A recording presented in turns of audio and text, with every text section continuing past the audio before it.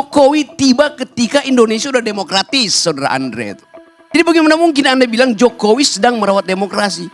Begitu cara melihat otoritarianisme, saudara Andre. Saya bisa pertanggungjawabkan dunia akhirat kinerja saya membangun Sumatera Barat maupun kinerja saya di DPR bisa diadu oleh 13 anggota DPR RI yang lain asal Sumatera Barat.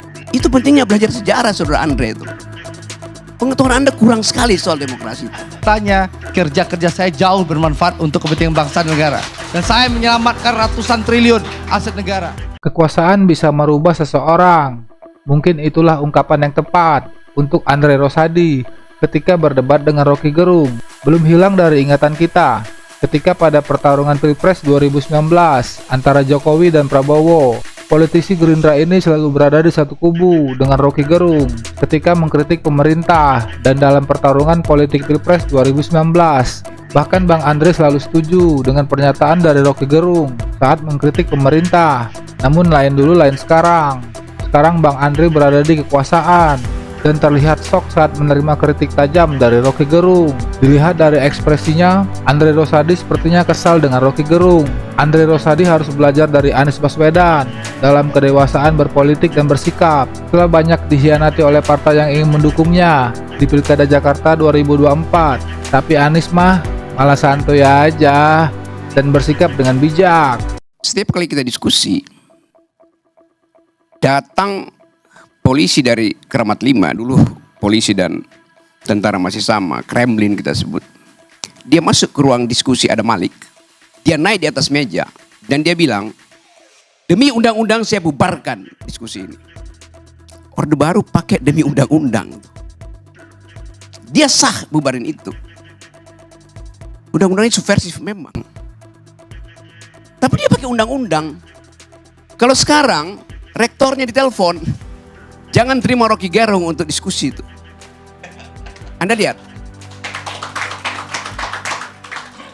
Kritik Rocky Gerung berawal dari pernyataan politisi Gerindra ini yang mengatakan bahwa Presiden Jokowi telah merawat demokrasi dengan baik. Sepertinya Bung Andre telah lupa dengan jejak digital ketika mengkritik pemerintah Jokowi. Inilah politisi kita, semua bisa berubah dalam sekejap. Jadi kalau Anda bilang Jokowi merawat demokrasi, Jokowi tiba ketika Indonesia udah demokratis, saudara Andre. Jokowi nggak ada di mana-mana ketika Anda di Uber-Uber itu. Jadi bagaimana mungkin Anda bilang Jokowi sedang merawat demokrasi? Dia memberantakkan demokrasi, itu intinya. Ada pepatah bilang begini, we choose joy and sorrow long before we experience them.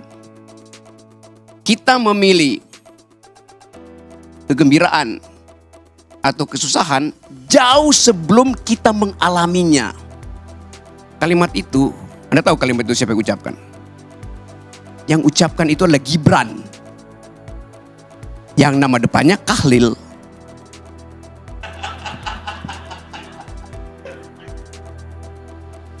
Jadi bagi Kahlil Gibran, pikiran itu udah memilih lebih dahulu sebelum dia mengalaminya. Jokowi di pikirannya sudah memilih jadi otoriter sebelum dia mengalaminya. Sebelum dia menjalankannya. Itu yang namanya authoritarian personality. Ide untuk memperpanjang masa jabatan itu adalah authoritarian personality. Ide untuk menambah masa jabatan itu adalah ide authoritarian personality. Ide untuk menjadikan Gibran calon wakil presiden itu adalah authoritarian personality. Dia udah memilih sebelum dia lakukan bahkan. Begitu cara melihat otoritarianisme, saudara Andre. Setelah itu, Bung Rocky pun terus menghajar Andre Rosadi secara akademis tentang demokrasi, bahwa Presiden Jokowi telah merusak demokrasi kita dengan berbagai macam cara. Bahkan Jokowi telah memilih sebelum dia melakukannya. Dan Bung Rocky pun mengatakan kepada Andre bahwa begitu cara melihat otoritarianisme, saudara Andre. Hitler menyembunyikan kebengisannya sebelum jadi pemimpin. Hitler dipilih secara demokratis. Itu pentingnya belajar sejarah, saudara Andre itu. Pengetahuan Anda kurang sekali soal demokrasi itu. Jadi hentikan segala macam cewek-cewekmu itu akan kelihatan Anda dungu kelihatannya tuh. Serius saya katakan itu. Ini akan pengaruhi. Kalau Anda masih begini terus saya kampanye di wilayah Anda di Padang itu, jangan pilih Andre karena dia tidak setajam pikiran Sultan Syahrir, tidak setajam pikiran Natsir, tidak setajam pikiran Buya Hamka. Itu masalahnya. Memang Indonesia nggak ada dinasti. Karena semuanya dipilih. Dinasti itu darahnya biru. Yang sekarang bukan dinasti. Karena darahnya kotor. Jadi ini bagian di mana bangsa ini, kalau kita sebut apa sebetulnya yang terjadi, this is the beginning of the end. Awal dari berakhirnya. Ya sama kayak lilin. Lilin itu sebelum dia mati, dia menyala terang gitu. Lalu peng, mati coba. Itu poinnya tuh. Kebusukan kekuasaan bukan pada penggunaan fisik kekuasaan, tapi pada pengkhianatan itu. Pada penipuan. Itu semua soft powernya Jokowi. Jokowi nggak datang seperti Soeharto bilang, I'll cover you. Gua gebuk lu. Enggak. Dengan senyap dia lakukan pengkhianatan. Pengkhianatan pada Ibu Mega. Pengkhianatan pada bangsa ini. Pengkhianatan pada emak-emak. Lebih lanjut, Rocky Gerung menyatakan tentang politik dinasti Jokowi dan bagaimana dia bertindak di demokrasi kita saat ini. Bung Rocky menyampaikan bahwa Jokowi tidak seperti era Soeharto yang akan terang-terangan menggebuk siapa saja yang berlawanan dengannya. Tapi Jokowi melakukan soft power dengan senyap. Seperti ketika dia melakukan pengkhianatan pada Megawati, pada bangsa ini, dan pada emak-emak. Pada saat yang sama, seorang pria berkeluarga di Kupang, tempat Parera, 2 hari lalu, merobek perutnya karena nggak bisa beli beras. Pengisan siapa dengan Pak Harto? Tidak pernah ada di zaman Soeharto orang bunuh diri karena nggak bisa makan. Zaman Pak Harto kurang ajar. Dia suruh konglomerat eksploitasi sumber daya. Berapa persen yang balik ke negara? 35%. Zaman SBY berapa persen yang balik ke negara? 27%. Zaman Jokowi berapa persen yang balik ke negara? 6%. Itu bengis namanya tuh. Gubernur DKI bilang begini, ASN kalau Anda malas, saya kirim ke IKN. Jadi IKN itu tempat pembuangan, tempat penghukuman. Jadi Anda bayangkan seluruh literasi, narasi dari rejim Jokowi itu buruk, minus bahkan. Tidak mengajarkan impian, kenyataan yang dibikin oleh Jokowi. Di mana IKN itu bagus? Ada di mana? Di laptopnya Jokowi itu. Sekali lagi, saya nggak ada problem dengan Anda. Saya punya problem dengan cara membaca sejarah. Terima kasih.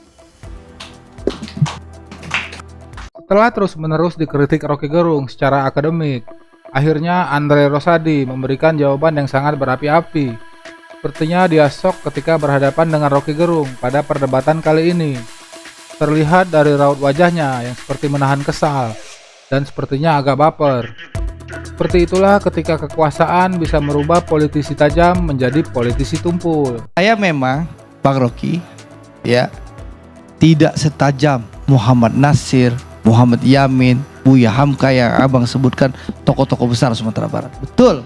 Tapi Bang, saya pertanggungjawabkan jabatan saya sebagai anggota DPR. Gak bisa begitu. Sebentar Bang. Standar kita adalah Natsir, Hatta, Syahrir. Kalau Anda di bawah Sebentar, itu, Bang. Anda pergi dari Sebentar. demokrasi itu. Satu hal yang saya pertanggungjawabkan. Apa yang Anda pertanggungjawabkan? Sebentar, Kalau Bang. Anda udah dibilang, Abang bicara, Anda saya nggak bilang bangga. Anda di bawah standar pendiri republik. Ya. Ngapain Anda ada di sini coba? Sebentar. Tapi satu hal yang bisa saya pertanggungjawabkan dunia akhirat, Bang.